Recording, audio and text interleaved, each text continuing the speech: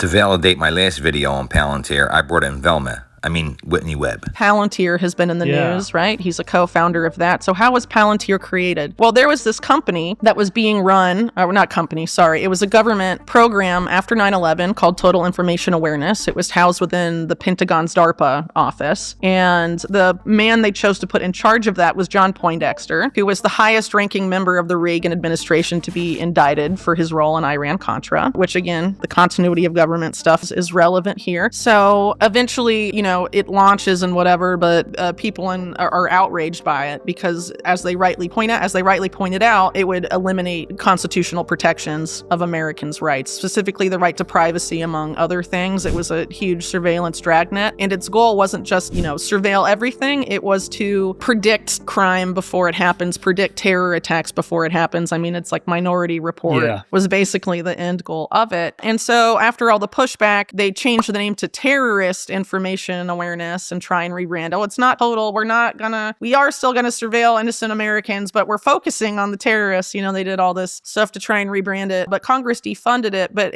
hidden in that bill, Congress allowed aspects of it to continue. And essentially, I argue in my work on Palantir that an effort was made to privatize large aspects of TIA as Palantir. Because when Alex Karp and Peter Thiel were setting it up, they went to John Poindexter through this guy named Richard Pearl, who was a long-standing neocon actor with very extensive ties also to the state of Israel. He was caught in the 70s giving classified information to Israel's embassy and should have gone to jail and somehow did not, and had a lot of ties also to Netanyahu's first government. And Richard Pearl is the guy that connected Thiel Karp to Poindexter, and they basically wanted to talk to Poindexter because they wanted to recreate Total Information Awareness and saw him as the godfather of modern mass surveillance. In doing so, they basically, Peter Thiel teams up with In-Q-Tel, the CIA's venture capital firm. Alex Karp has said on record that the intended clients of Palantir from the beginning was the CIA. And, the CIA was their first client for their first 6 years as a company. Their top developers went to Langley, Virginia, which is CIA headquarters, every 2 weeks to show the CIA their product and have them tweak it to their liking. And during that period of time, one of the top people at the CIA that would have been involved in that is this guy named Alan Wade, who was also intimately involved with Total Information Awareness. And if you look at how Total Information Awareness was described, its privacy protections, it's exactly the same as the way Palantir sold their stuff later on. So there's an insane amount of overlap. And what's crazy here is that Alan Wade, a few years prior, had created a Homeland Security software program that was also pre-crime-esque and similar to what Palantir ended up doing. It was called Kiliad, and he teamed up with Christine Maxwell to do that.